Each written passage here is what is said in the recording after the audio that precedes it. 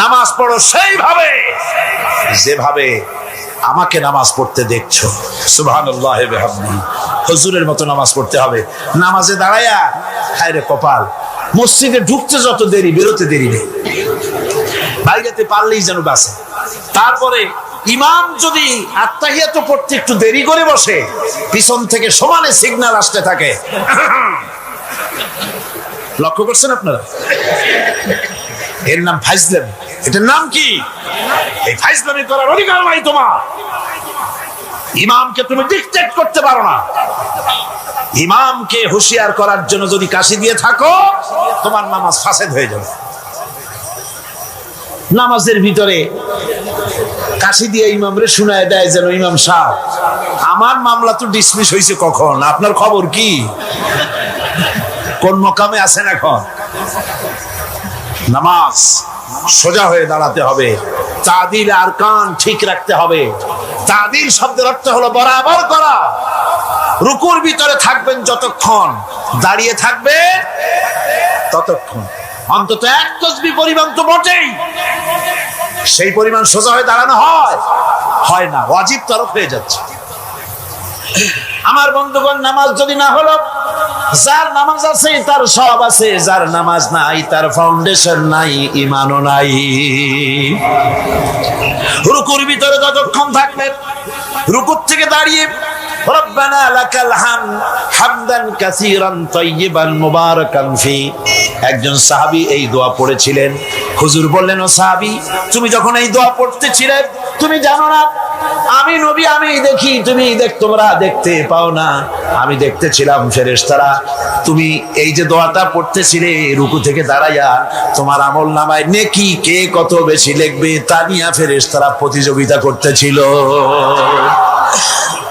দুই সেজদার ভেতরে এক সেজদা দিয়েছেন সুবহানা রাব্বিয়াল আ'লা, বলেন তো সুবহানা রাব্বিয়াল আ'লা, সুবহানা রাব্বিয়াল আ'লা, সুবহানা রাব্বিয়াল আ'লা।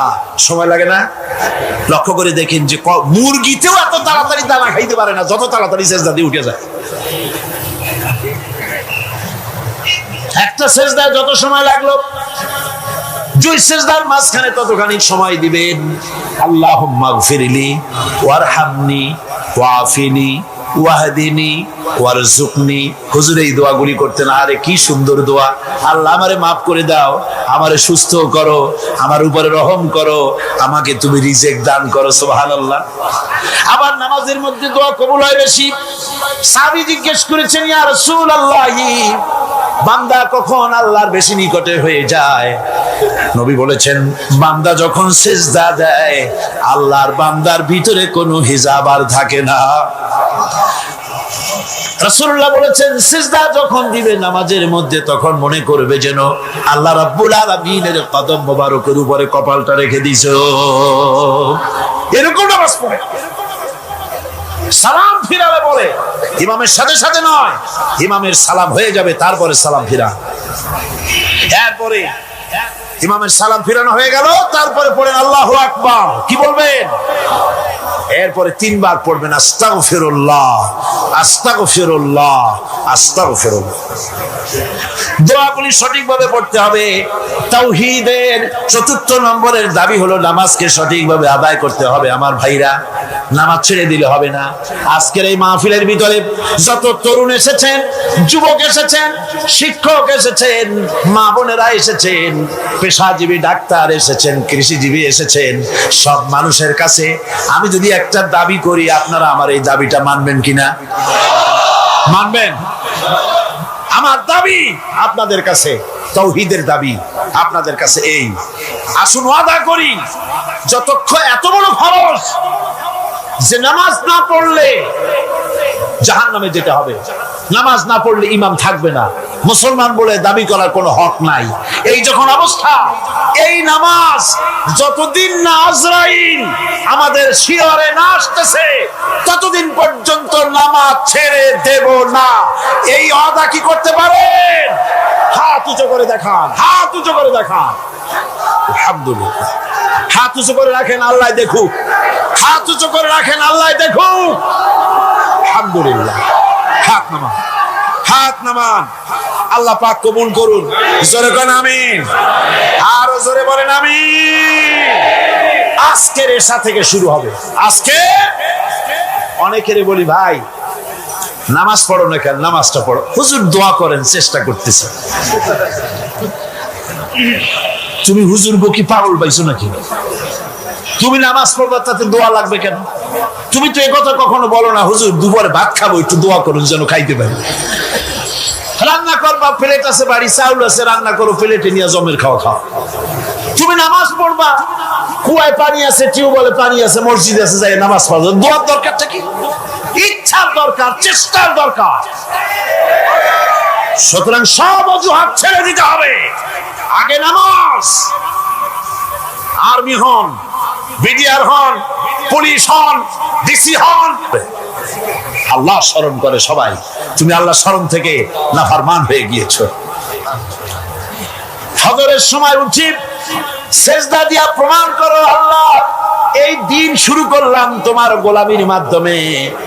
কপালটা মাটিতে ঠেকায় দিয়া প্রমাণ করে দিলাম আমি তোমার গোলাম। দুপুরের সময় তুমি যেন আল্লাহর গোলামি ভুলে না যাও, এজন্য জোহরের নামাজ দুপুর বেলায় আরেকবার সেজদা দিয়া প্রমাণ করো, আল্লাহ আমি ভুলি নাই, আমি তোমার গোলাম।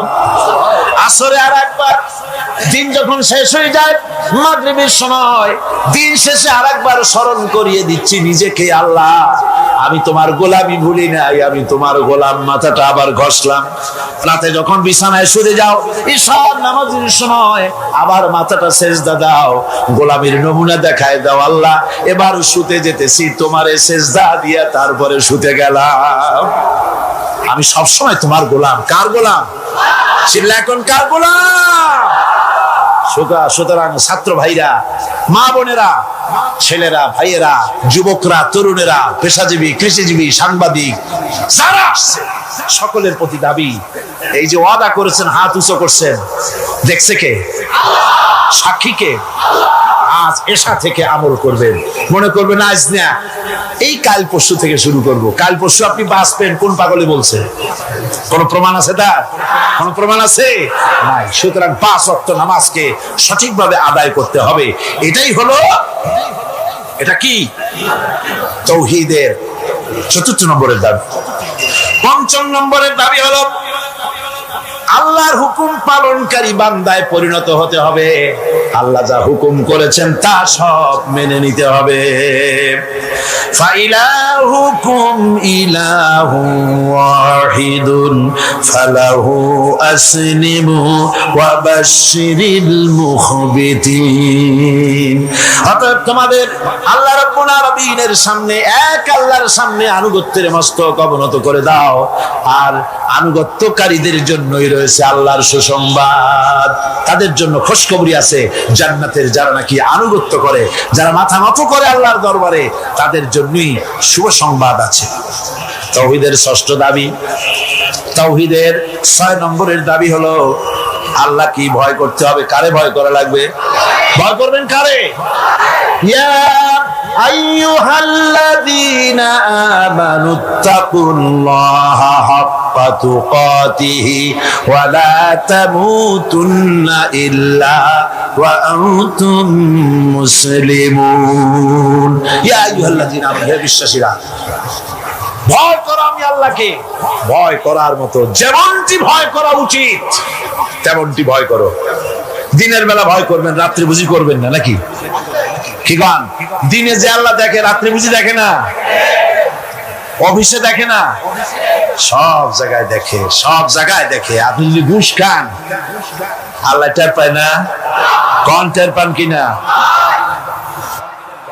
এসে বলছে, স্যার এই যে চাইছিলেন টাকাটা নেন, আমার কাজটা একটু করে দিয়ে।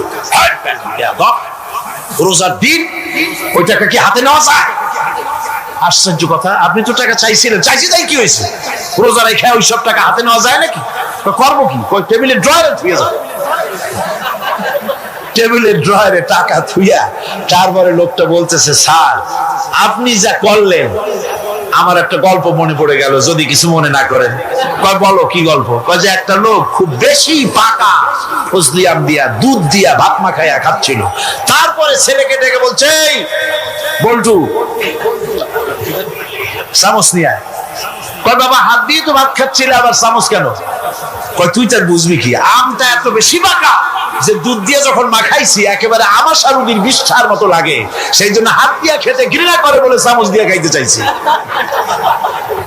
রোজার দিন ওই টাকা কি হাতে নেওয়া যায়? সুতরাং ড্রয়ারের মধ্যে ধুয়ে যাবে। তাহলে বোঝা গেল লোকটা আল্লাহরে ভয় করে না। রোজা রাখে ঠিক, নামাজ পড়ে ঠিক, আল্লাহরে ভয়,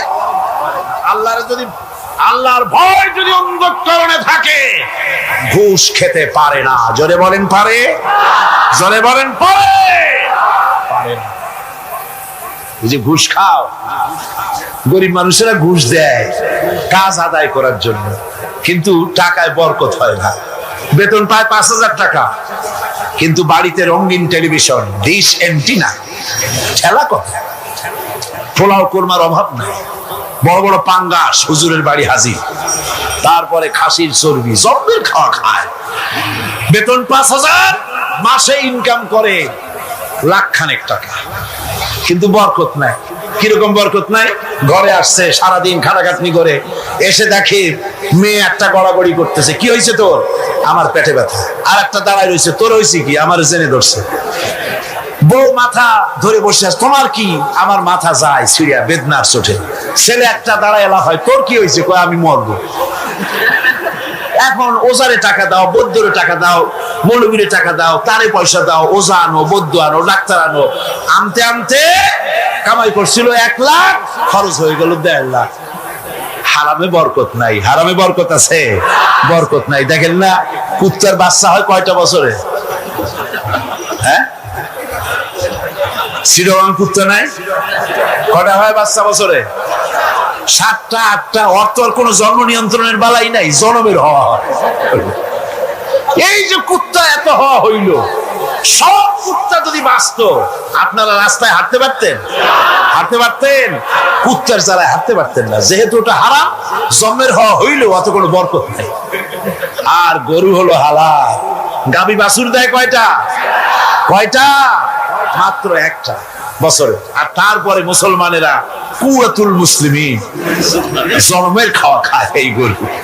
এরপরেও গরুর অভাব আছে, যেহেতু ওটা হালাল, এতে বরকত হয়। হারাম বেতন, আর বেতন নয়, হারাম ভাবে ঘুষের টাকা নিয়েছেন। যে টাকা দিয়েছে সে তো টাকাটা না দিয়ে পারে নাই, করবে কি? কাজ আদায় করার জন্য দিছে।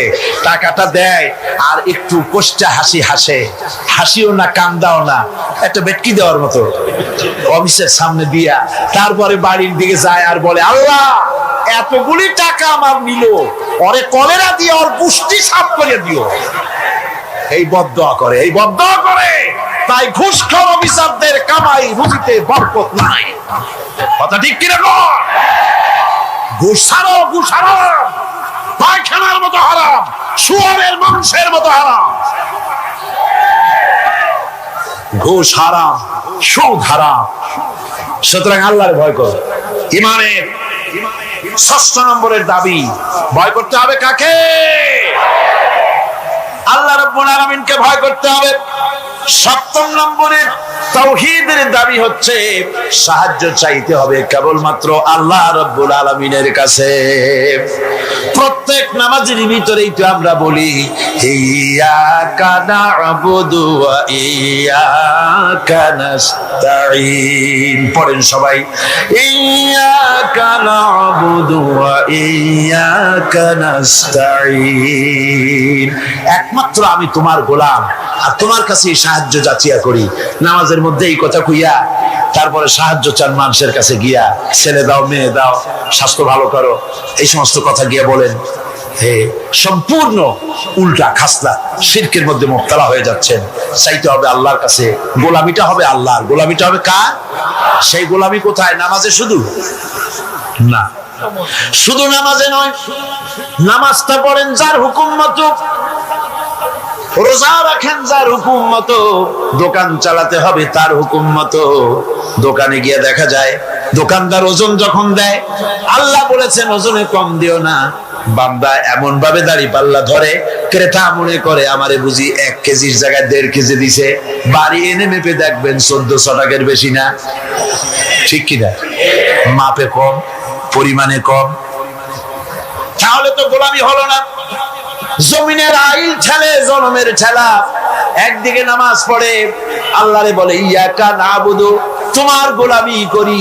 গোলামির প্রমাণ দেখো, জমিনে যখন জমিন চাষ করে, চাষ করার সময় লাঙ্গলের মাথা বুঝি খারাপ হয়ে যায় আইলের কাছে গেলে? আইল ঠেলিয়া একেবারে কাম শেষ। আমার ছাত্র জীবনে একবার স্টিমারে যাচ্ছিলাম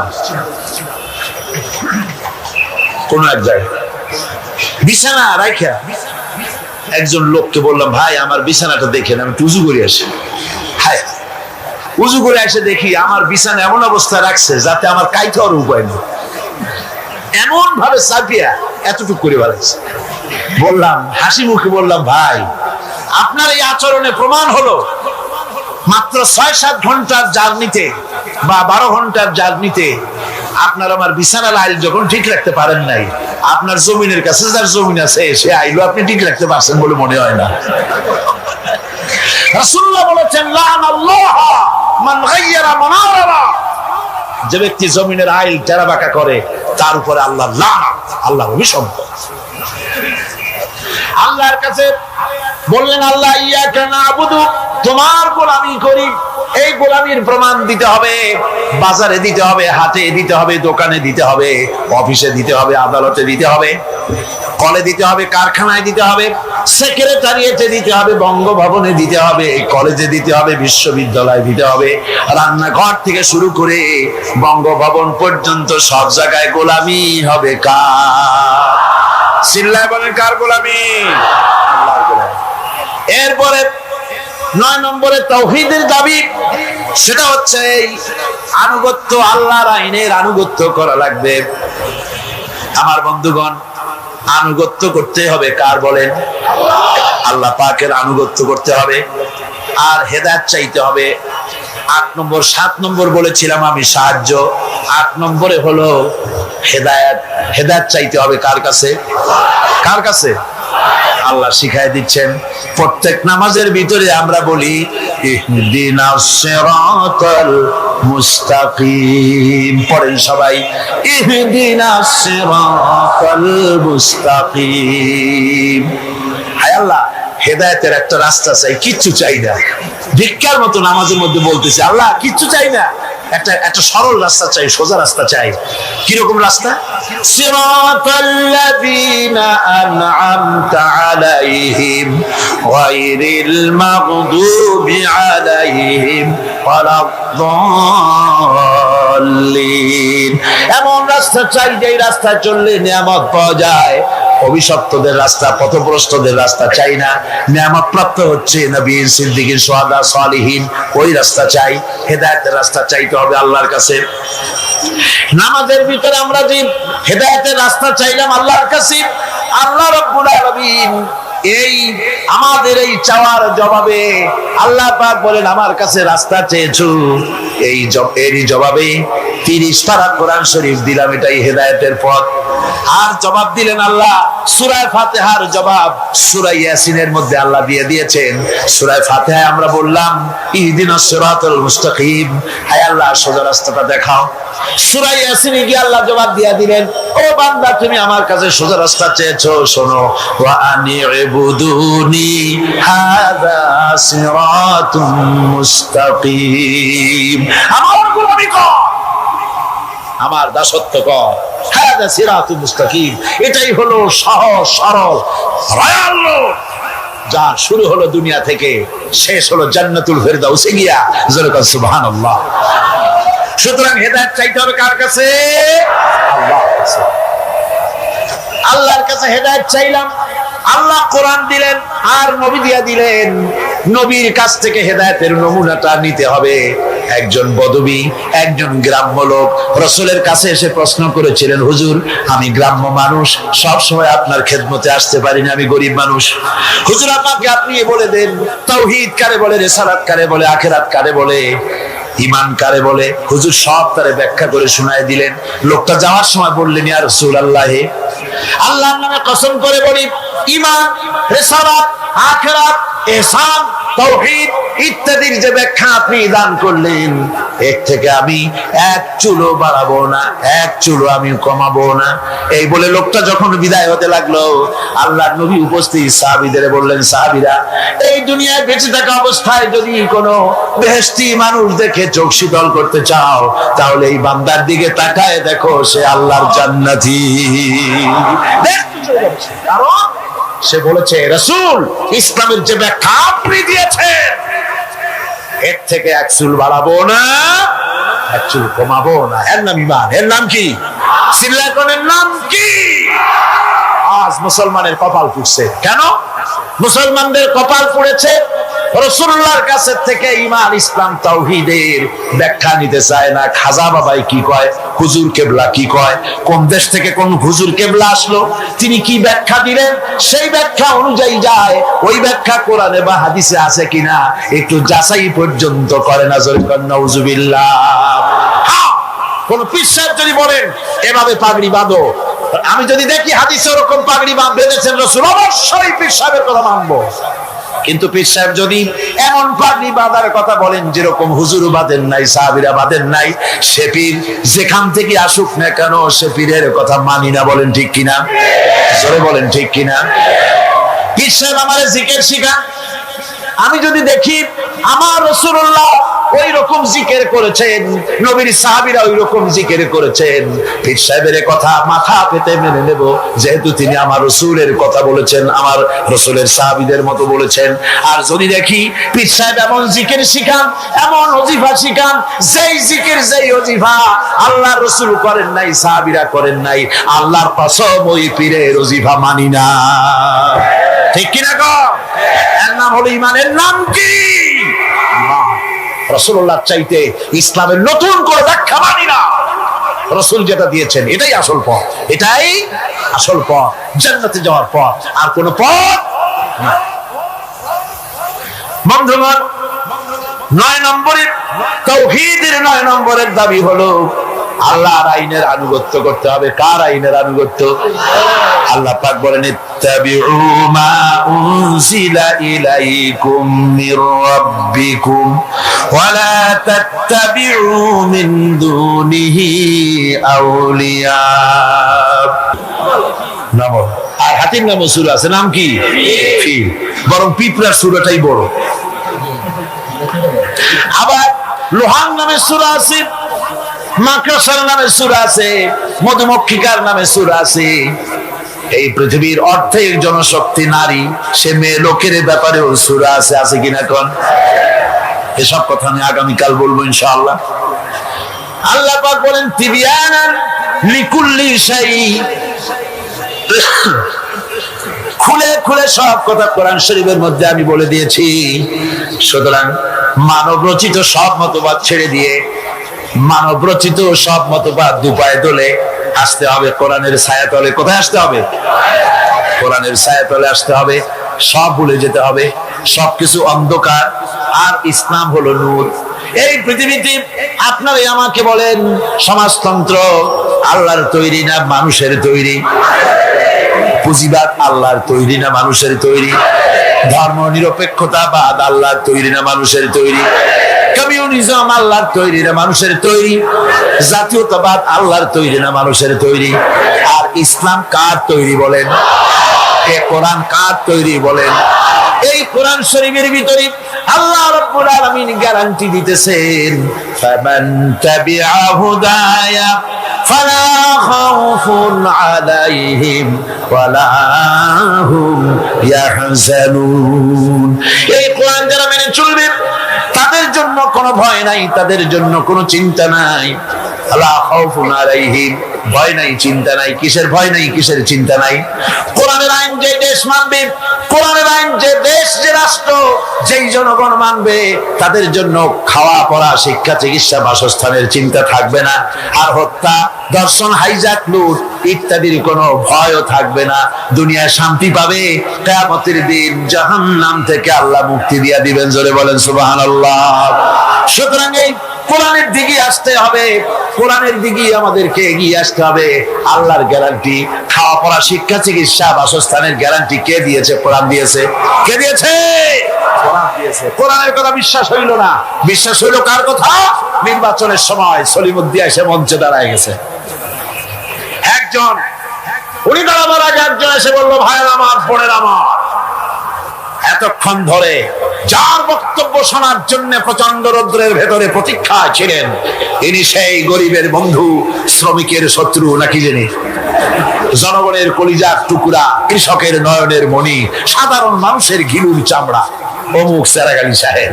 উনি এবার বক্তব্য রাখবেন। উনি বললেন, এবার আমি দাঁড়াইছি, আমারে ভোট দেন। সালাম কত তখন, মাশাআল্লাহ। ধর্মের কথা ওরা আমাদের বলে, আমরা নাকি ধর্মের নামে রাজনীতি করি, ধর্ম নিয়ে নাকি আমরা ব্যবসা করি। নাউজুবিল্লাহ। ধর্ম ব্যবসা তো ওরা, ধর্ম ব্যবসায়ী কারা? ওরাই। মৌসুম আসতে পারে, সারা বছরে সালাম দেয় না, নির্বাচন যখন আসে, হায়রে সালাম, সালাম দিতে দিতে আসসালামু আলাইকুম, এই এত সময় বলবে কতক্ষণ? খালি কয় চালকুম চালকুম, তাড়াতাড়ি হয়ে যায়। দ্রুত সালামের ব্যবস্থা। তারপরে বাড়ি বাড়ি গিয়ে হাজির, সালামের দেখেন গরজ কত। বরিশালে শুনে আসলাম, একজন ক্যান্ডিডেট নাকি এরকম গত নির্বাচনে সালাম দিতে দিতে একেবারে শেষ। তারপরে রাতে বাড়ি ফিরতেছে ক্যানভাস করে, রাত্রিবেলায় যাওয়ার সময় রাস্তা দিয়ে যাচ্ছে, সাথে লোকজন আছে, সামনে দেখে রাস্তার উপরে একটা মানুষের মতো, কয় আসসালামু আলাইকুম, জবাব নেই। আরে ভাই, জবাব না দেন, ভোট না দেন, সালামের জবাবটা তো দিবেন, তাও কথা কয়। তারপর আচ্ছা ঠিক আছে একটু মোসাফা করি, হাত দিয়েছে, তা হাতও বাড়াইলো, ব্যাপারটা সালাম দেই, সালামদের জবাব দেয় না, হাত বাড়াইলাম, মোসাফা করে না, কি কাছে যায় দেখে যে মানুষ না মরা খাজুর গাছ। এই গরজ হয় তখন। বাড়ি বাড়ি যায়, মানুষের দরদে অস্থির, লক্ষ লক্ষ টাকা খরচ করে নির্বাচনে, জনগণের মহব্বতে। তার মানে হলো নির্বাচন হচ্ছে একটা ইলেকশনে জিতে যাওয়া, এটা হলো বড় রকমের একটা কৃষি ক্ষেত। এখানে 10 লাখ জমা করতে পারলে, মন্ত্রী হইতে পারলে 20 কোটি টাকা ইনকাম করার পথ হয়ে যায়, বিরাট বিরাট বড় লোক হয়ে যায়। তখন আর গরিবের কথা মনে থাকে না। মাশাআল্লাহ, গর্দান এইরকম মোটা হয়, ফিরতে পারে না, সশরীরে ফেরা ছাড়া খালি মাথা ফিরাইতে পারে না, গাজী রকেটের মতো।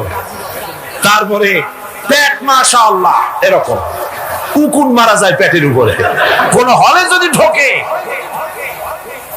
হলের মধ্যে যারা থাকে তারা কয় যে শুধু তো পেট দেখি, নেতা কই? কই নেতা তো পিছনে। জনগণের মাল খাইয়া তারপরে এইভাবে হারাম খেয়ে শরীরকে পরিপুষ্ট করে, মানুষকে ধোঁকা দেয়, আর মানুষগুলো ধোঁকায় পড়ে যায়। এবারে শেষ নম্বর, এবারে সর্বশেষ নম্বর, তাওহীদের 10 নম্বর দাবি হলো, তাওহীদের 10 নম্বরের দাবি হচ্ছে আল্লাহ পাকের নির্ভেজাল খাঁটি বান্দায় পরিণত হতে হবে। এটা হলো ঈমানের দাবি, তাওহীদের দাবি। মুমিনের কাছে যারা ঈমান এনেছে বলে দাবি করেছে, আল্লাহর মানি বলে যারা দাবি করেছে, তাদের জন্য 10 নম্বরের তাওহীদের দাবি হতেছে নির্ভেজাল খাঁটি মুসলমান হতে হবে। কি মুসলমান? খাঁটি মুসলমান, নির্ভেজাল,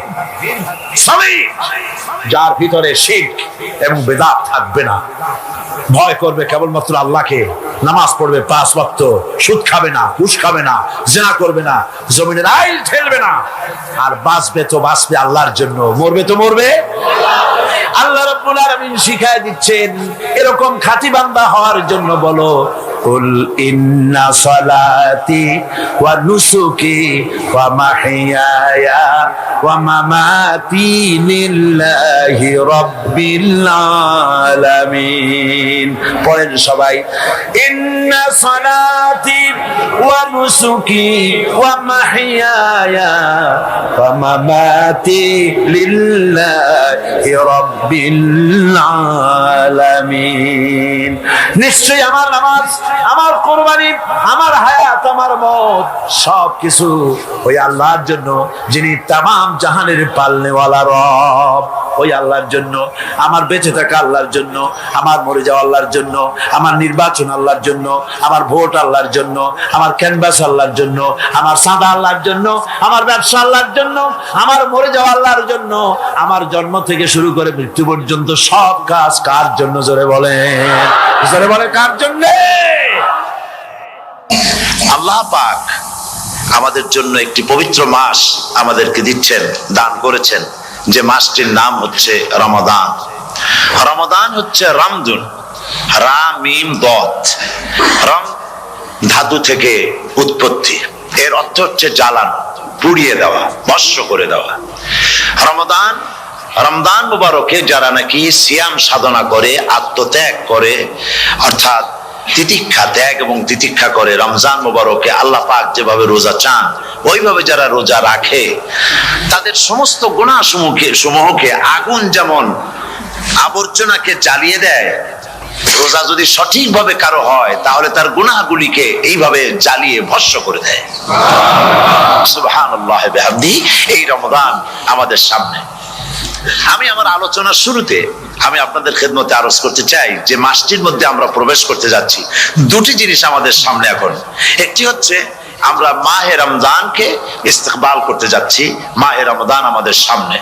দোয়া করে নেই যে আল্লাহ পাক এই পবিত্র রমজানের সম্মান করার মতো তৌফিক আমাদেরকে দান করো, আর যেভাবে রোজা রাখলে পরে তুমি খুশি হও সেইভাবে আমাদেরকে রোজা রাখার তৌফিক দান করো, বলি আমিন।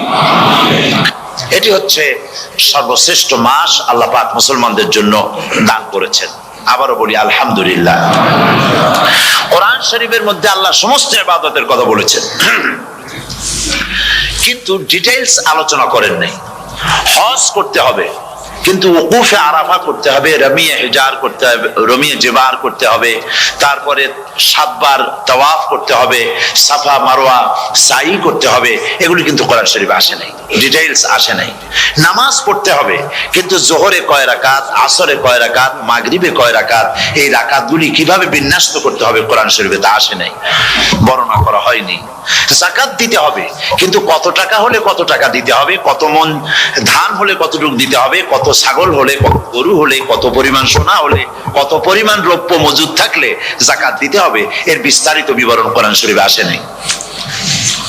চিন্তা হতে পারে যে তাহলে এগুলো আমরা পাইলাম কই? আমরা পেয়েছি কোরআনের ব্যাখ্যা হচ্ছে রাসূল করিম সাল্লাল্লাহু আলাইহি ওয়াসাল্লাম। হুজুর এটাকে আমাদেরকে বলে দিয়েছেন, তিনি সারে ছিলেন, শরীয়ত প্রণেতা ছিলেন।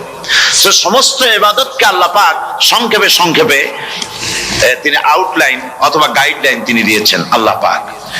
রমজান মুবারক হচ্ছে একমাত্র ইবাদত যে রমজান সম্পর্কে আল্লাহ পাক ডিটেইলস পূর্ণ একটি রুকু আল্লাহ পাক আলোচনা করেছেন। সুবহানাল্লাহ।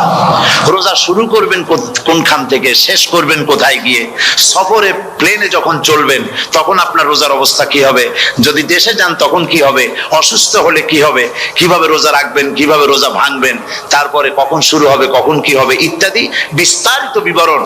রোজার মতো করে এত অন্য কোন ইবাদতের ব্যাপারে আল্লাহ এতটা বলেন নাই যতটা বলেছেন রোজার ব্যাপারে। তাহলে নিশ্চয়ই বুঝতে পারছেন রোজাটা অত্যন্ত গুরুত্বপূর্ণ ইবাদত। সবটাই গুরুত্বপূর্ণ, কিন্তু রোজাটা আল্লাহর কাছে বেশি গুরুত্বপূর্ণ। সুবহানাল্লাহ। আচ্ছা, বেশি গুরুত্বপূর্ণ কেন সে কথা কি বলবো? অবশ্যই বলবো। বেশি গুরুত্ব এই কারণে, আল্লাহ পাক বলেছেন, এটা হচ্ছে হাদিসে কুদসি। আল্লাহ পাক বলেছেন, আস-সাওমু লি ওয়া আনা আজজি বিহি। অন্য রিওয়ায়াতে এসেছে ওয়া আনা উজজা বিহি। আস-সাওমু লি, রোজা হলো আমার জন্য। কে বলতেছেন বলুন তো? আল্লাহ পাক বলছেন রোজা হচ্ছে আমার জন্য, রোজার পুরস্কার আমি দেব। অন্য বর্ণনায় এসেছে রোজা আমার জন্য আর রোজাদারের পুরস্কার আমি আল্লাহ নিজেই পুরস্কার। সুবহানাল্লাহ, সুবহানাল্লাহ। তাহলে প্রশ্ন আসে, আল্লাহ পাক বলছেন রোজা আমার জন্য, আস-সাওমু লি, আল্লাহ তো এই কথা কোথাও বলেন না আজ-যাকাতু লি, আস-সালাতু লি, আল-হাজ্জু লি। রোজা আমার কি বলে, যাকাত আমার জন্য, হজ আমার জন্য, নামাজ আমার জন্য, এ কথা কিন্তু আল্লাহ বলেন নাই। অবশ্যই আমরা যাকাত হোক, নামাজ হোক, হজ হোক কার জন্য করি? আল্লাহর জন্য করি। রমজানের ব্যাপারে আল্লাহ খাস করেছেন যে আস-সাওমু লি, রোজা আমার জন্য। এই কথাটার অর্থ কি, তাৎপর্য কি, ব্যাখ্যা কি, সিগনিফিকেন্স কি? এর সিগনিফিকেন্স হচ্ছে এই যে প্রত্যেকটা ইবাদতের দুটি ধরন আছে। কয়টা ধরন বলুন তো? দুটি ধরন। একটি ধরন হচ্ছে বাহ্যিক আর একটা হচ্ছে আভ্যন্তরীণ। প্রত্যেকটা ইবাদতের দুটি দিক আছে, একটা মানুষকে দেখানো আর একটা ভেতরের। যেমন নামাজ, একটি লোক নামাজ পড়ে না, কিন্তু এমন একটা সমাবেশের মধ্যে পড়ে গেছে সবাই নামাজ পড়ে। এখন আমি যদি নামাজ না পড়ি তাহলে লোকে বলবে কি? তখন উজু আছে কি না আছে দাঁড়াই গেল, আল্লাহু আকবার। তাহলে দেখা গেল নামাজ আল্লাহর জন্য পড়ে, আবার মানুষের জন্য দেখাবার জন্য করে। যাকাত এটা দেয় মানুষে, তার নিয়তটাকে আল্লাহ পাক ভালো জানেন। কিন্তু কিছু লোক তেমন আছে যাকাতের নামে লুঙ্গি, আমাদের দেশে আছে, এখানে কি করে আমি জানি না, লুঙ্গি শাড়ি কিনে তারপরে বাড়িতে সব জমা করে এরপরে গরিবদের দাওয়াত দেয় এবং সকলকে দেখায় এইভাবে লুঙ্গি দিল, শাড়ি দিল, লোকেরা দেখলো যে যাকাত দিল, খুব যাকাত দিয়েছে। কোরবানির ব্যাপারে এভাবে বিরাট একটা গরু কিনলো, কিনে মানুষকে দেখাইলো। চট্টগ্রামে আছে সবচেয়ে বড় দামের গরু একটা কিনে গরুর গলায় মালা একটা পরাইয়া তারপরে শহর ঘুরায়। এখন অবশ্য এটা কমে গেছে আগের থেকে অনেক। মানুষ দেখুক যে ও মুখে এই গরুটা কোরবানি করেছে। এটা কি কোরবানির জন্য হলো না মানুষকে দেখাবার জন্য হলো? হজ, টাকা আছে, লোকেরা বলবে কি যে এত টাকার মালিক তাও হজে যায় না, সুতরাং যাই একটু হজ করে আসি। তাহলে হজ করা গেল, আবার মানুষকে দেখাবার জন্য করলো। দুটি জিনিস আছে। কিন্তু একমাত্র রোজা যদি কেউ রাখে মানুষকে দেখাবার জন্য সকাল থেকে শুরু করে সন্ধ্যা পর্যন্ত না খাইয়া কোনো পাগলও থাকবে না। বলেন আপনারা ঠিক কিনা? সে তো মানুষকে দেখাবার জন্য দাঁত পরিষ্কার করে নিল আর দুপুরে ভাত খাই নিল, বউতেও টের পাইল না। পারবে কিনা? পারবে। টয়লেটে গিয়ে খাই নিল ভালো করে, কোন একটা আড়াল জায়গা নিয়ে খেয়ে গেল, বাচ্চাও দেখলো না, বউতেও দেখলো না, খেয়ে নিল। তাহলে সে তো রোজা রাখলো না। আল্লাহ পাক বলছেন আস-সাওমু লি, রোজা হচ্ছে আমার জন্য। যে রোজা রাখে আমার জন্যই রাখে, মানুষকে দেখাবার জন্য সারাদিন না খাইয়ে থাকার কোনো প্রশ্নই ওঠে না। সুবহানাল্লাহ।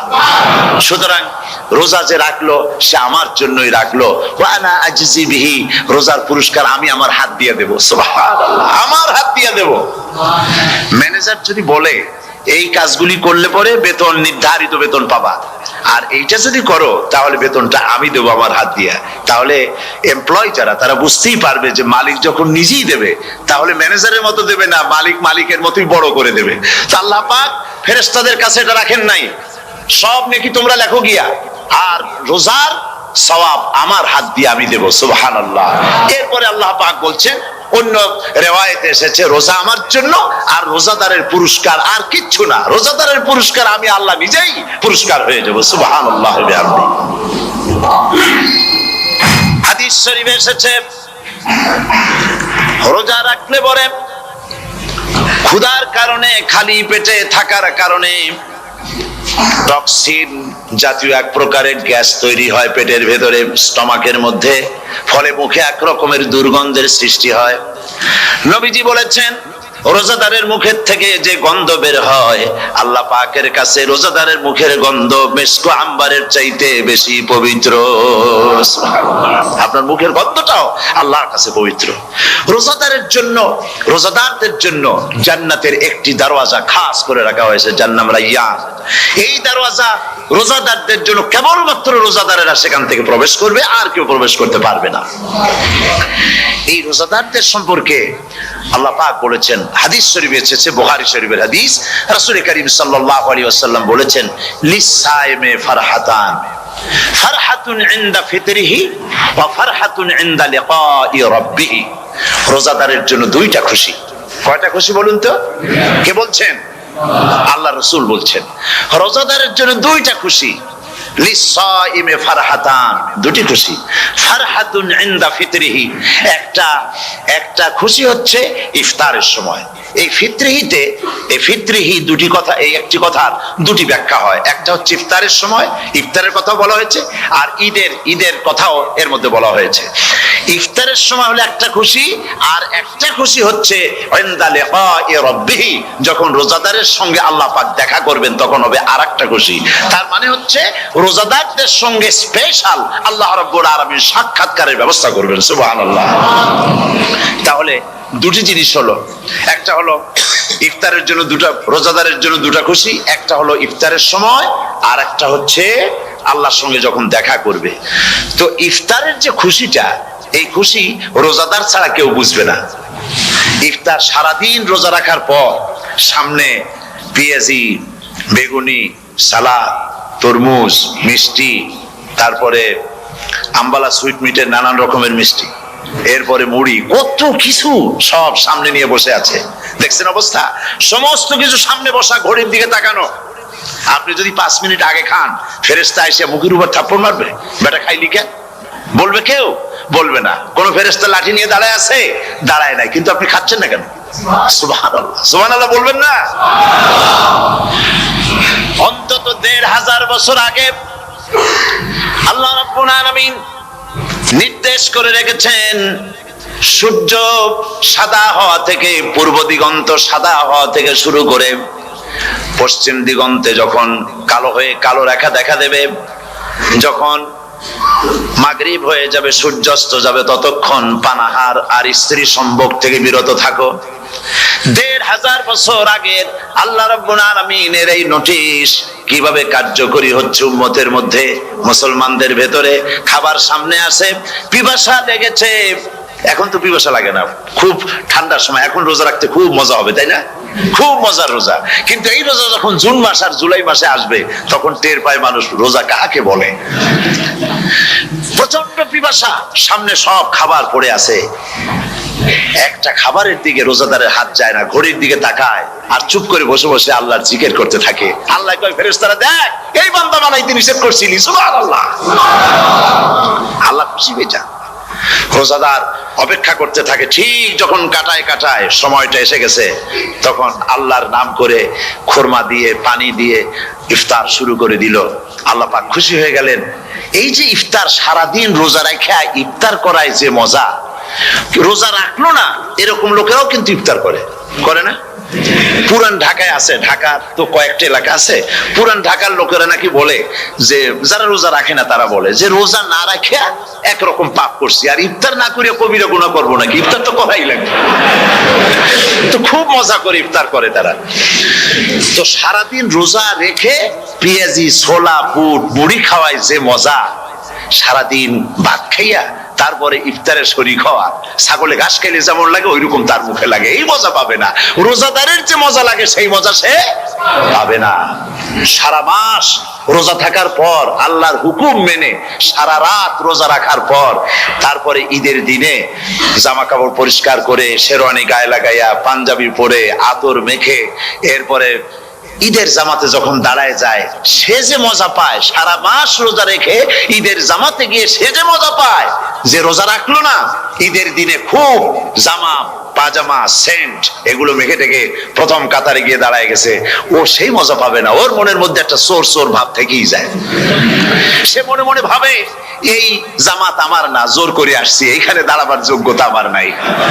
মনের মধ্যে সে একটা অপরাধী ফিল করে, সে ফিল করতে থাকে। সুতরাং রোজাদারের জন্য দুইটা খুশি, একটা হচ্ছে ইফতারের সময়, আর একটা খুশি হবে যখন আল্লাহ তাদেরকে দেখা দেবেন। সুবহানাল্লাহ। এই রোজা আল্লাহ পাক দান করেছেন। আচ্ছা, কি জন্য রোজা আমাদের দিলেন? এই জন্য দিয়েছেন যে একটা মাস পৃথিবীর মুসলমানরা না খেয়ে থাকুক দিনের বেলায়, ওই না খেয়ে থাকার যে খাবারগুলি বাঁচবে, এগুলি আল্লাহ অন্য কোন এলাকার মানুষদের খাওয়াবেন নাকি? এই জন্য করেছেন রোজা, এই জন্য করেন নাই। রোজার ফজিলত আল্লাহর নবী বলেছেন, রমজান মুবারকের এত ফজিলত, মানুষ যখন কোন ইবাদত করে, আল্লাহ পাক সেই ইবাদতের নেক আমলের সওয়াব 10 থেকে শুরু করে 700 পর্যন্ত বাড়ায় দেন। 10 থেকে শুরু করে 700 করে 700 বাড়ায় দেন, ইল্লা সওম, রোজা ছাড়া। নবীজি বলেছেন রমজান মোবারকে কেউ যদি একটি নফল কাজ আদায় করে, একটি নফল ইবাদত করে, অন্য মাসের একটি ফরজ আদায় করার সওয়াব আল্লাহ পাক নামায় আমলে দিয়ে দিবেন। রমজান মোবারকে কেউ যদি একটি ফরজ আদায় করে, অন্য মাসের 70টি ফরজ আদায় করার মতো সওয়াব আমলনামায় আল্লাহ দিয়ে দিবেন। সুবহানাল্লাহ। এই মাস আমাদের সামনে। আল্লাহু আকবার বলি, আল্লাহু আকবার বলি, আলহামদুলিল্লাহ। এই পবিত্র মাস আমাদের সামনে। এই মাসে এত সওয়াব, নফল হয় ফরজের মতো, আর ফরজ হয় 70টা ফরজের মতো। এত সওয়াব কেন হইল? আমরা না খেয়ে থাকি সেই জন্য নাকি? বলতে পারেন কেন হলো? একটি কারণ, শাহরু রমাদান আল্লাযী উনজিলা ফীহিল কুরআন। সুবহানাল্লাহ বলবেন না? এই রমজান মাস হচ্ছে সেই মাস যে মাসে আল্লাহ রাব্বুল আলামিন কোরআনে কারীমকে নাজিল করেছেন। এই মাসের মধ্যে একটি রাত আছে, খায়রুম মিন আলফি শাহর, যে রাতটি 1000 মাসের চাইতে বেশি গুরুত্বপূর্ণ আল্লাহর কাছে। সুবহানাল্লাহ। একটি রাত 1000 মাসের চাইতে গুরুত্বপূর্ণ। 1000 মাস ক্যালকুলেটর দিয়ে হিসাব করলে দেখা যায় যে 1000 মাসে 83 বছর 4 মাস হয়। তাহলে তার অর্থ কি এই যে একটানা 83 বছর 4 মাস ইবাদত করলে যে সওয়াব হবে, এই রাত্রে ইবাদত করলে সেই সওয়াব হবে? হতে পারে, এরকম হতে পারে, কিন্তু ব্যাখ্যাটা কি? ব্যাখ্যাটা হচ্ছে আরবিতে আলফুন শব্দ দিয়ে 1000 বোঝানো হয় না। আরবিতে যখন আলফুন বলা হয় তাহলে বোঝা যায় সংখ্যাধিক্য, বিপুল সংখ্যা, হাজার হাজার হাজার হাজার, থাউজেন্ডস এন্ড থাউজেন্ডস। এইটাকে বোঝানোর জন্য আরবিতে ব্যবহার করা হয় আলফুন, হাজার হাজার। তাহলে আল্লাহ কি বুঝাতে চাচ্ছেন? আল্লাহ রাব্বুল আলামিন তিনি আয়াত দ্বারা বুঝাতে চান, এর ব্যাখ্যা হচ্ছে এই পৃথিবীর মানবতার কল্যাণের জন্য, এই পৃথিবীর মানুষের ভালাইয়ের জন্য, মঙ্গলের জন্য হাজার হাজার মাস ধরে এই পৃথিবীর মানুষের যে কল্যাণ হয় নাই, এই রমজান মোবারকে একটা রাত আছে যেই রাতে আল্লাহ রাব্বুল আলামিন মানবতার সেই কল্যাণ করেছেন। সেই কল্যাণ কি দিয়ে করেছেন? শাহরু রমাদান আল্লাযী উনজিলা ফীহিল কোরআন, কোরআন নাজিল করে পৃথিবীর মানুষকে সেই কল্যাণ আল্লাহ দিয়েছেন। সুবহানাল্লাহ। বন্ধুগণ, কোরআন, কোরআন কি নিয়ামত আমাদের কাছে! সেই নিয়ামতকে আমরা চিনলাম না, আমরা বুঝতে পারলাম না কত বড় নিয়ামত আল্লাহ আমাদের দান করেছেন। এই কোরআন যেন আপনি শুনতে পারেন, পড়তে পারেন, বুঝতে পারেন, সেই জন্য আল্লাহ রাব্বুল আলামিন শরিয়াত কি সুন্দর ব্যবস্থা করেছে। কোরআন শোনার জন্য রমজান মুবারকে তারাবিহের নামাজের ব্যবস্থা করা হয়েছে। সুবহানাল্লাহ, সুবহানাল্লাহ। যারা সব সময় পড়তে পারেন না, কোরআন তেলাওয়াত জানেন না, অথবা সারা বছর এক খতম কোরআন শরীফ পড়া হয় না, শরিয়াত কি সুন্দর বিধান করলো যে আপনি যেন 30 পারা কোরআন শরীফ শুনতে পারেন। এই ব্যবস্থা তারাবিহের নামাজের মধ্যে শরিয়াত করে দিয়েছে। আলহামদুলিল্লাহ, আলহামদুলিল্লাহ। যাদের টাকা কড়ি আছে আমি তাদেরকে অনুরোধ করব, যদি পারেন তাহলে মেহেরবানি করে রমজান মোবারকে উমরা পালন করবেন। আমি উমরার নিয়ত করেই এসেছি, ঢাকা থেকে উমরার নিয়ত করেই এসেছি, আপনাদেরকে দেখে গেলাম। আর আমি এখান থেকে ডাইরেক্ট মদিনা মুনাওয়ারায় চলে যাব ইনশাআল্লাহ। লাইলাতুল কদর পর্যন্ত হারামাইনুশ শরীফাইনে কাটাতে চাই, নিয়ত করেছি। আপনারা দোয়া করে উমরা করলো সেজন্য হজ আদায় করলো। সুবহানাল্লাহ। অন্য রিওয়ায়াতে এসেছে যে ব্যক্তি রমজান মুবারকে উমরা করলো সেজন্য আমার সাথে হজ আদায় করলো। সুবহানাল্লাহ। তো বলতেছিলাম যে কোরআনে কারীম হচ্ছে একটি বিরাট নিয়ামত। এই নিয়ামত শোনানো হয় রমজান মুবারকে। আমি এবার এসে খুব খুশি হলাম একথা শুনে যে ইস্ট লন্ডন মসজিদ তারা একটা ব্যবস্থা করেছে, সুন্দর একটা রেডিও তারা আবিষ্কার করেছে। না কি করছেন আপনারা? ট্রান্সমিটার তৈরি করেছেন। ওনারা ওখানে রেডিও বিক্রি করেন। আপনারা বহুটা খরচ করেছেন, তারা হাজার হাজার পাউন্ড খরচ করে টাওয়ার বানিয়েছেন এবং একটা ফ্রিকোয়েন্সি তারা নিজেরা নিয়েছেন, আর রেডিওগুলি 125 পাউন্ড করে ওনারা দিচ্ছেন খরচ হিসেবে। এটা যারা নিয়ে যায় ঘরের মধ্যে বসে তারাবিহের তেলাওয়াত তারা শুনতে পাবেন। মহিলারা অনেক সময় আসতে পারেন না, মহিলারা ঘরে বসে শুনতে পারবেন। ওই ইস্টলন্ডন মসজিদে যত ওয়াজ হবে, তেলাওয়াত হবে, নামাজ হবে, আজান হবে, ওয়াজ হবে, জিকির হবে, সব আপনার ঘরে বসে আপনি শুনতে পারবেন। আল্লাহ রাব্বুল আলামিন এই ইকদামকে, এই পদক্ষেপকে আল্লাহ কবুল করুন, সবাই বলেন আমিন। এবং প্রত্যেকের ঘরে ঘরে এই রেডিও পৌঁছে যাক, আমরা বলি আমিন। আল্লাহ যেন কবুল করেন। আপনি ঘরে বসে মসজিদের সমস্ত প্রোগ্রাম পেতে পারবেন। আর কি সুন্দর, সেখানে যিনি তেলাওয়াত করেন, আজান দেন, আলহামদুলিল্লাহ, তার আজান শুনলে পরে তো মনে হয় যে আমি মক্কা শরীফে চলে গেছি, মদিনায় চলে গেছি। আর তেলাওয়াত কত সুন্দর, আলহামদুলিল্লাহ। আল্লাহ তার প্রতি রহম করুন, আমরা বলি আমিন। সুতরাং বলতেছিলাম যে এই পবিত্র রমজানুল মুবারক, এটি কি, জিনিসটা কি, জিনিসটা বোঝাবার জন্য আমি বলি, যেমন এই ঘড়িটা এটা কেনার পর 2-1 বছর পর এটা ফাস্ট হয় অথবা কি হয়, স্লো হয়ে যায়। তখন এটাকে সারার জন্য আমরা হসপিটালে দেই। হসপিটাল মানে লন্ডন হসপিটাল না, ঘড়িরও হসপিটাল আছে। তো ঘড়ির হসপিটালে দিলাম, ওরা এটাকে দেখে শুনে ওয়াইলিং করে টরে দিল ঠিক মতো। একবার যদি ঠিক করে দিল, আবার আমার 1-2 বছর চললো, আর কোনো ডিস্টার্ব করবে না, ঠিক কিনা?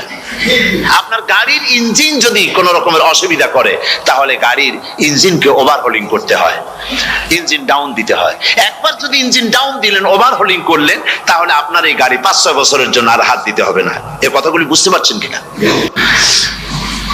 সারা জীবন, সারা মাস অন্যায় করার পরে, গুনাহ করার পরে মানুষের অন্তঃকরণে কালিমা লেগে যায়। আল্লাহ রাব্বুল আলামিন রমজান মুবারকের একটা ব্যবস্থা করেছেন, ইঞ্জিন ওভারহোলিং এর মতো, ইঞ্জিন ডাউন দেওয়ার মতো। আপনার কালকে, আপনার আত্মাকে, আপনার বিবেককে, আমার বিবেককে পরিষ্কার করার জন্য রমজান মাস করে দিয়েছেন। রমজান মুবারকের একটি মাসের কোর্স যদি কমপ্লিট করা যায়, তাকওয়া দিয়া যদি ভরে দেওয়া যায়, তাহলে বাকি 11 মাস আরামসে চলবে, কোনো অসুবিধা হবে না। নবীজি বলেছেন, রমজান মুবারকে মাস আসার সঙ্গে সঙ্গে আল্লাহ রাব্বুল আলামিন তিনি জান্নাতের সমস্ত দরজাগুলি খুলে দেন, আর জাহান্নামের সব দরজাগুলি আল্লাহ রাব্বুল আলামিন বন্ধ করে দেন। সুবহানাল্লাহ। আর শয়তানকে শৃঙ্খল দিয়ে বেঁধে ফেলা হয়, শিকল দিয়ে শয়তানদের বাঁধা হয়ে যায়। এই হাদিসটা যখনই শোনাই বিভিন্ন জায়গায়, লোকেরা বিভিন্ন জায়গায় প্রশ্ন করে, হুজুর কোন তো যে শয়তানরে বাঁধতে হয়, কিন্তু রমজান মাস হতো লোকেরা মদ খায়, মিথ্যা কথা কয়, তাহলে শয়তান বাঁধা থাকলো কেমনে? আমি বলি, দেখেন, এরও ব্যাখ্যা আছে। এর ব্যাখ্যা হলো এই, কোন কোন ঘড়ি আছে একবার চাবি দিলে 6 মাস চলে, আর একবার চাবি দিলে 2 বছর চলে, আবার চাবি দিলে লাইফ চলে যায়। এরকমের ঘড়িও আছে। কোন কোন মানুষের শয়তানে এমন চাবি দিছে যে চাবিতে 6 মাস চলে, কোনটায় 10 মাস চলে, কোনটায় বছর চলে। রোজার মাসেও যারা গুনাহ করে, শয়তানে এমন চাবি দিছে যে রোজার মাসেও বন্ধ হচ্ছে না। এরা শয়তানের খপ্পরে পড়ে গেছে। আল্লাহ এই চাবি থেকে মুসলমানদেরকে হেফাজত করুন, বলি আমিন। জোরে বলেন আমিন। শয়তান থেকে পানাহ কেউ দিতে পারে না, কোন গভর্নমেন্ট পারবে না। ব্রিটিশ গভর্নমেন্ট পারবে নাকি? American government? কেউ পারবে না। শয়তান থেকে পানাহা দিতে পারে কেবলমাত্র কে? ওই আল্লাহ রাব্বুল আলামিন আমাদেরকে শিখায় দিয়েছেন, শয়তানের ওয়াসওয়াসা থেকে আমার কাছে পানাহা চাও। আউযু বিল্লাহি মিনাশ শাইতানির রাজিম। বিতাড়িত মরদুদ শয়তানের ওয়াসওয়াসা থেকে পানাহা চাই, আল্লাহর কাছে পানাহা চাও। আল্লাহ পাক বলেন, আমি পানাহা দিতে পারি শয়তানের ওয়াসওয়াসা থেকে। শয়তান থেকে আশ্রয় একমাত্র সিকিউরড, নিরাপত্তা পেয়েছেন আল্লাহর পয়গম্বরেরা। সুবহানাল্লাহ। আম্বিয়া আলাইহিমুস সালাম, তারা আল্লাহ কর্তৃক নিয়ন্ত্রিত। শয়তানের ক্ষমতা নাই পয়গম্বরদের কাছে যাওয়া। চতুর সীমানার ভেতরে শয়তান প্রবেশ করে কোন নবীকে ওয়াসওয়াসা দিতে পারবে না, বলি সুবহানাল্লাহ। এই জন্য শয়তান থেকে বেঁচে যাওয়া, শয়তানের ওয়াসওয়াসা থেকে বাঁচা খুবই কঠিন। সেই জন্য আল্লাহ পাক বলছেন, শয়তানকে বেঁধে রাখা হয়, জান্নাতের সমস্ত দরজা খোলা, জাহান্নামের সমস্ত দরজা বন্ধ হয়ে যায়। এই নিয়ামতের মাস আমাদের সামনে। প্রত্যেকটি যখন কোন ওয়ার্কশপ হয়, তো ওয়ার্কশপের জন্য এক একটা কি বলে সিলেবাস থাকে। রমজান মুবারক একটা ওয়ার্কশপ। এই ওয়ার্কশপের মধ্যে একটা সিলেবাস আছে, সেই সিলেবাসের নাম হচ্ছে কোরআন। কোরআন, কোরআন। কোরআন নাজিলের মাসে আমরা কি কোরআন তেলাওয়াত করি? বলেন।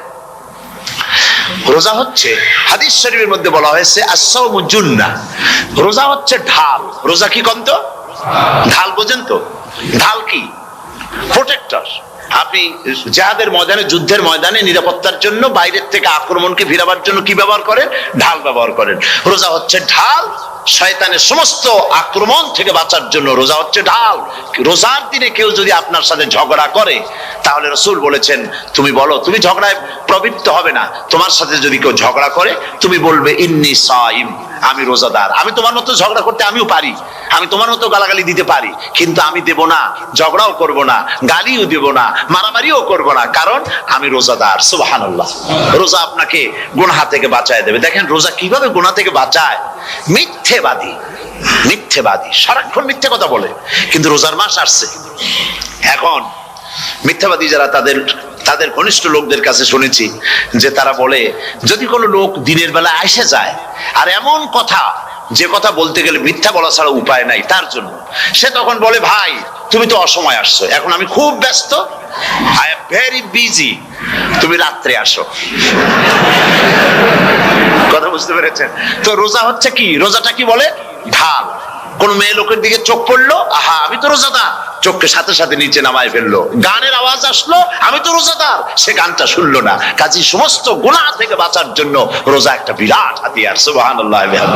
এই মাসে আল্লাহ রাব্বুল আলামিন এই মাসটা, এই রোজাটা কেন দিয়েছেন? লাআল্লাকুম তাত্তাকুন, ইয়া আইয়ুহাল্লাযীনা আমানু কুতিবা আলাইকুমুস সিয়ামু কামা কুতিবা আলাল্লাযীনা মিন ক্বাবলিকুম লাআল্লাকুম তাত্তাকুন। হে বিশ্বাসীরা, তোমরা যারা ঈমান এনেছো, শোনো, আমি রোজাকে তোমাদের জন্য ফরজ করেছি, যেমন করে ফরজ করেছিলাম তোমাদের পূর্বপুরুষদের উপরে।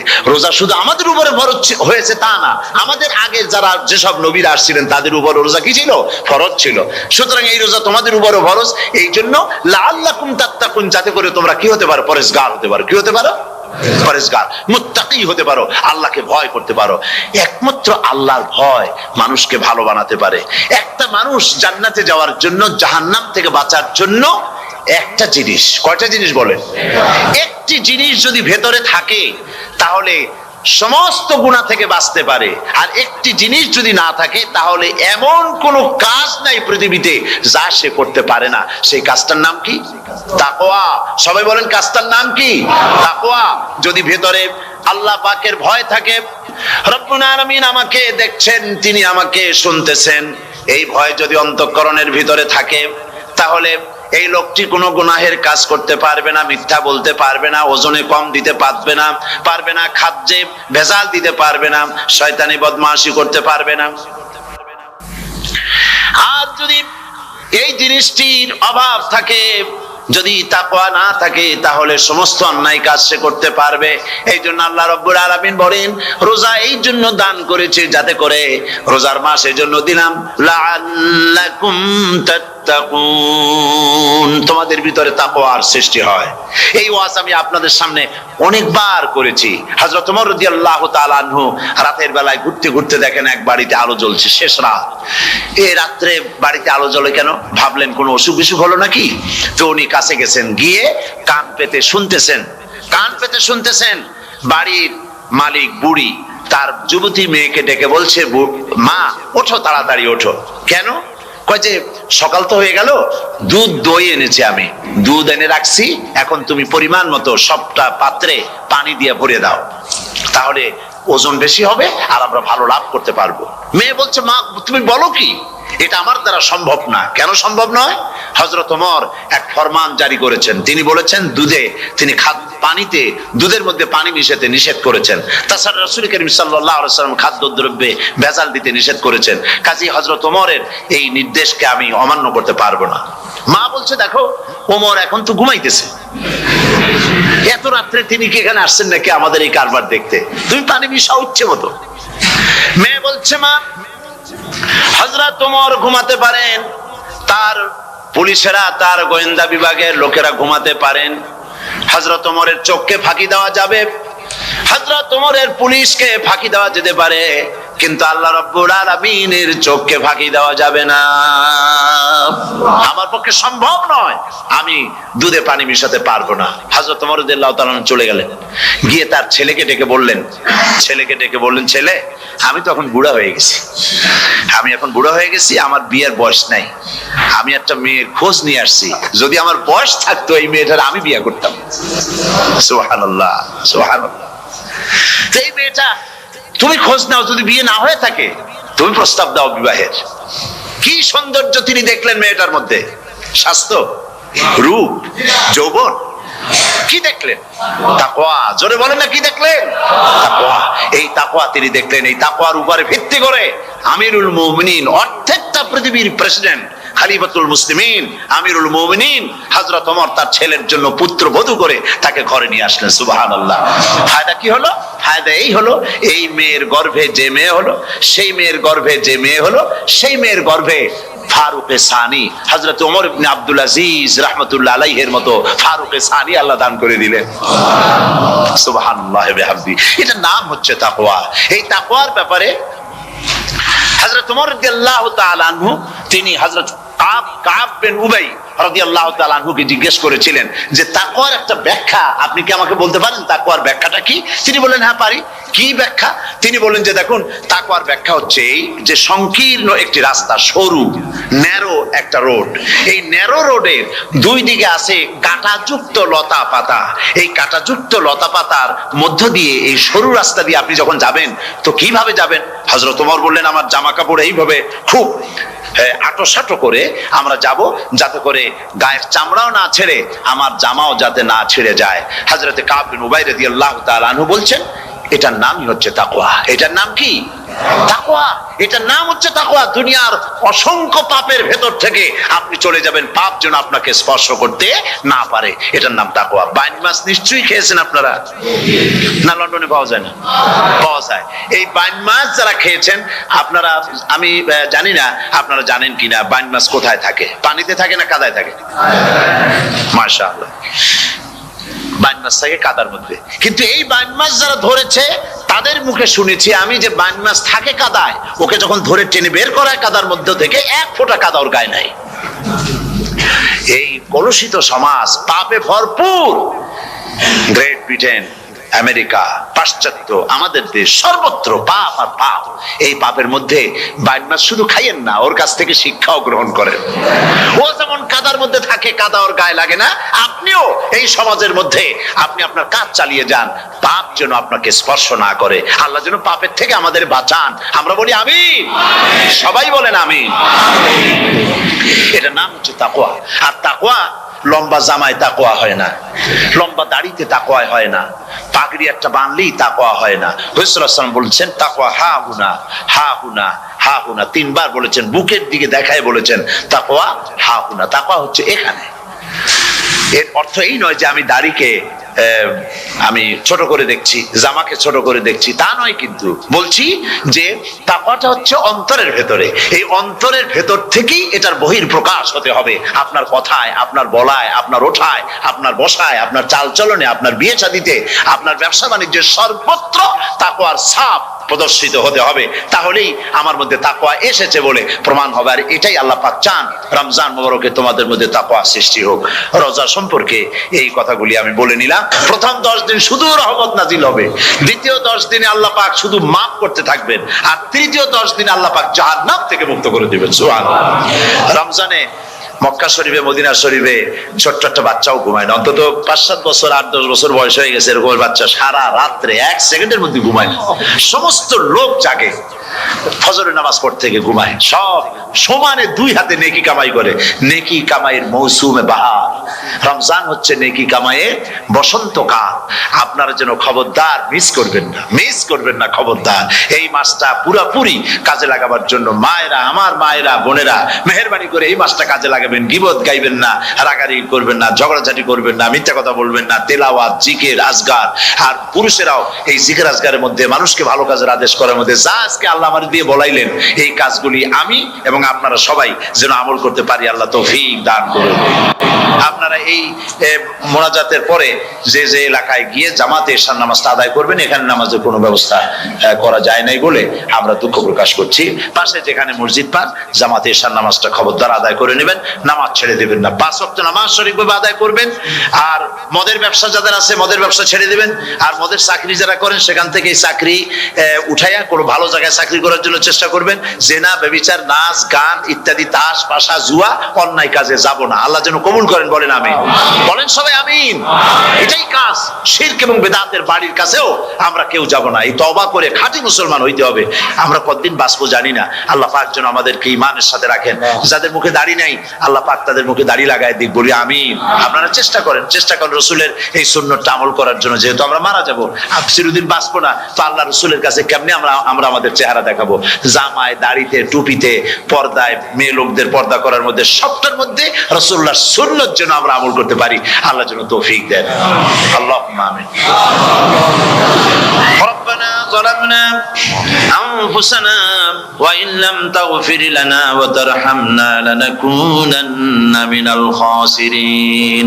সবাই পড়েন ربنا ظلمنا أنفسنا وإن لم تغفر لنا وترحمنا لنكونن من الخاسرين ربنا ظلمنا أنفسنا وإن لم تغفر لنا وترحمنا لنكونن من الخاسرين।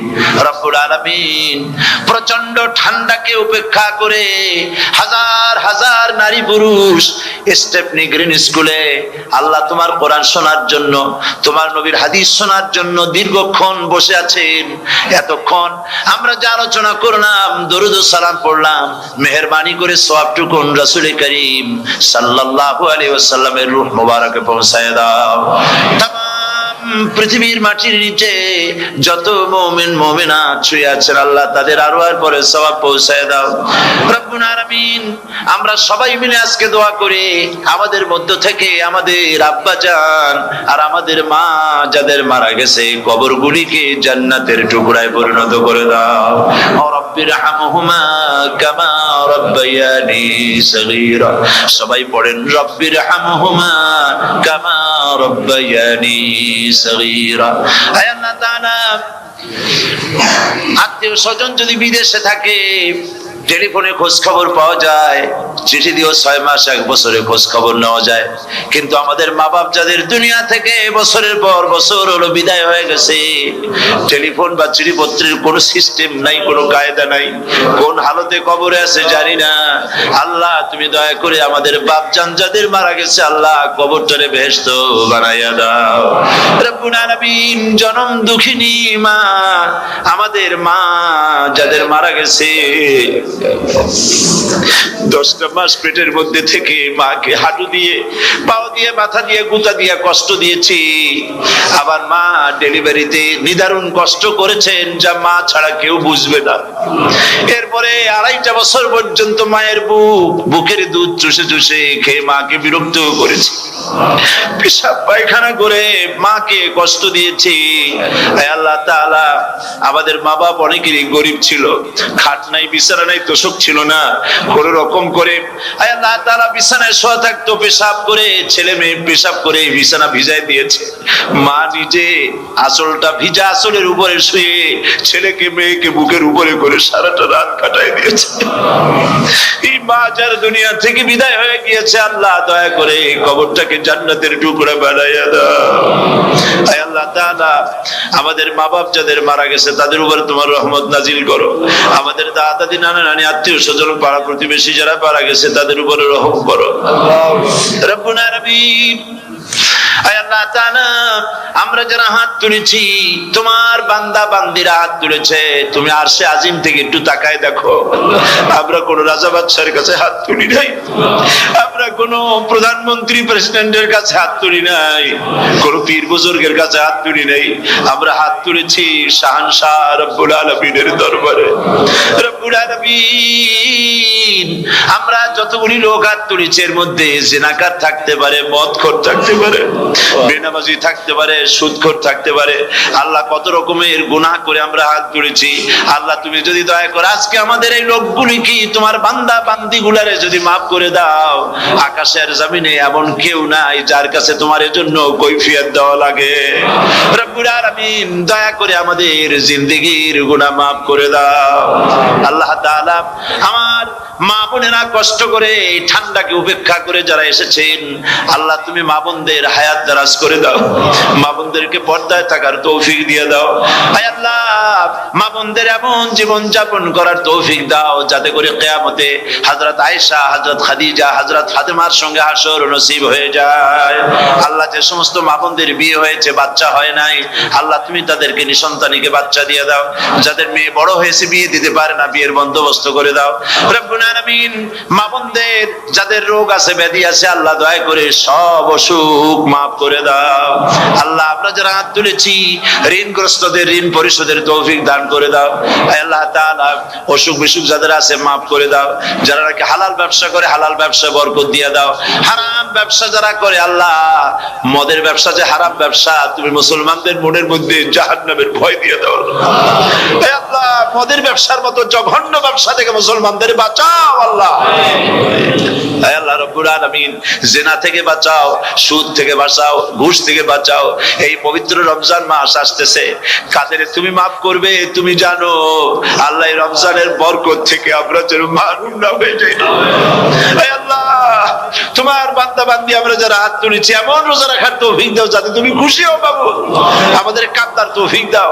সেহরি ভালোভাবে সেহরি করা, তোমাকে খুশি করার জন্য ইফতার করা, তোমার খুশির জন্য রোজা রাখা, তেলাওয়াত করা, সিজদা দেওয়া, নামাজ পড়া, জিকির করা, আল্লাহ তাআলা এগুলি বেশি বেশি করে করার তৌফিক আমাদেরকে দান করে দাও রব্বুল আলামিন।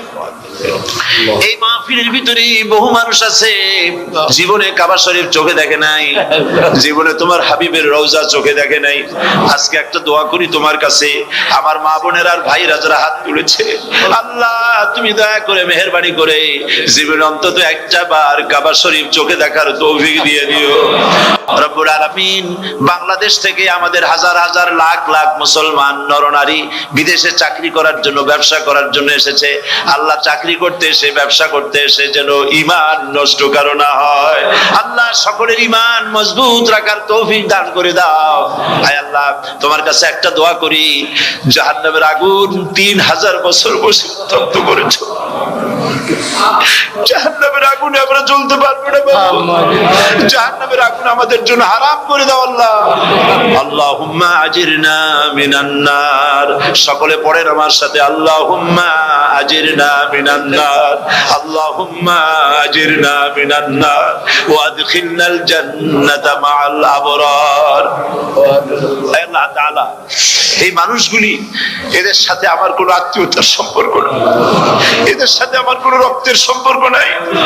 এই মানুষগুলি মা বোনেরা ভাইয়েরা আমাকে তারা ভালোবাসেন দ্বীনের জন্য, আমি তাদেরকে ভালোবাসি দ্বীনের জন্য। আল্লাহ এই ভালোবাসা যেন দুনিয়ায় শেষ না হয়, এই ভালোবাসা দিয়ে যেন কিয়ামতের দিন আমরা এক জান্নাতে থাকতে পারি, এই তৌফিক তুমি আমাদেরকে দান করে দিও আল্লাহ তাআলা। तमाम পৃথিবীর মুসলমানদের উপরে তোমার রহমত নাজিল করো, বাংলাদেশের উপরে রহমত নাজিল করো, চেচনিয়া বসনিয়ার উপর রহম করো আল্লাহ। চেচনিয়ার মুসলমানদের দেখার কেউ নাই তুমি ছাড়া বাবু, তুমি রক্ষা করো। রাশিয়াকে দুর্বল করে দাও, চেচনিয়ার মুসলমানদেরকে আজাদ করে দাও, কাশ্মীরকে আজাদ করে দাও, দুনিয়ার সমস্ত স্বাধীনতাকামী মুসলমানদেরকে স্বাধীন বানায় দাও আল্লাহ তাআলা। নতুন শতাব্দীতে মুসলমানদেরকে আর মেরো না আল্লাহ। আমরা বুঝতে পেরেছি আমরা নাফরমান, সেই জন্য তুমি রাগ করেছো, সেই জন্য তুমি আমাদের মারতেছো, কাফের দিয়ে মারতেছো আল্লাহ। আল্লাহ তুমি আমাদেরকে মাফ করে দাও, নতুন শতাব্দীতে ইসলামের বিজয় দিয়ে দাও আল্লাহ।